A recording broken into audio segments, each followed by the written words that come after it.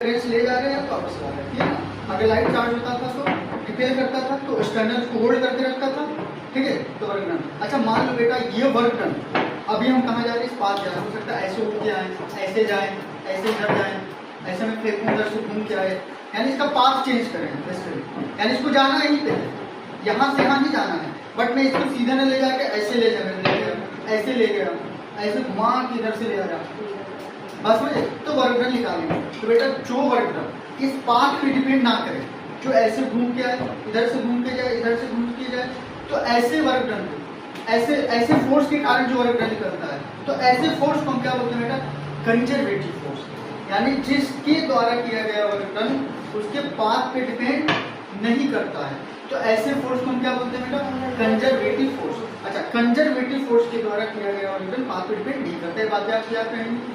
अच्छा, इसको दूसरे तरीके से और किया जाए। अच्छा, किस पे डिपेंड करता है सर, इस इनिशियल पॉइंट और इसके फाइनल पॉइंट पे। कहाँ डिपेंड करता है बेटा, इनिशियल पॉइंट और फाइनल पॉइंट। तो जो हमने निकाला था इलेक्ट्रोस्टैटिक फोर्स के कारण वर्क डन, वो भी एक कैसा फोर्स है बेटा, कंजर्वेटिव फोर्स है, यानी इलेक्ट्रोस्टैटिक फोर्स कैसा फोर्स है बेटा, कंजर्वेटिव फोर्स है। इस बात को आप याद रखेंगे।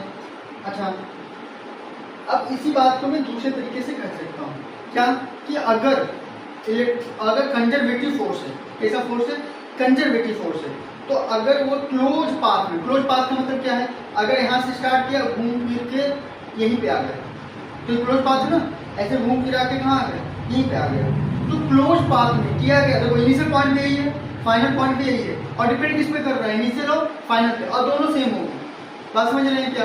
तो ऐसे फोर्स दूसरे तरीके से क्या बोल सकते हैं, ऐसे फोर्स जिनके द्वारा क्लोज पाथ में किया गया वर्क डन क्या हो, जीरो हो, तो उसको भी हम क्या बोलते हैं बेटा, कंजर्वेटिव फोर्स, यानी इलेक्ट्रोस्टैटिक फोर्स कैसा है, कंजर्वेटिव। इसके द्वारा किया गया वर्क डन पाथ पे डिपेंड नहीं करता है, या फिर क्लोज पाथ में किया गया वर्क डन क्या होता है बेटा, जीरो होता है।